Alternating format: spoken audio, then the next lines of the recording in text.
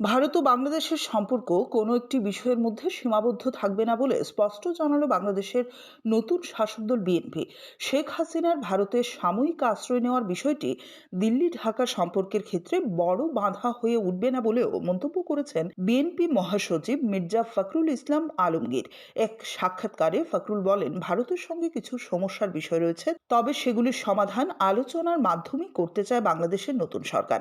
আগামী 1 বছরের মধ্যে গঙ্গা জল বন্টন চুক্তি এবং ফরাক্কা বাঁধ ইস্যুতে ভারতের সঙ্গে আলোচনা করতে আগ্রহী তারা। পাশাপাশি সীমান্তবর্তী এলাকার বিভিন্ন সমস্যাও আলোচনার টেবিলে তোলা হবে। তিনি আরো বলেন, ভারতের সঙ্গে লড়াই করার কথা যারা বলেন তারা বাস্তবতা বিবর্চিত কথা বলছেন।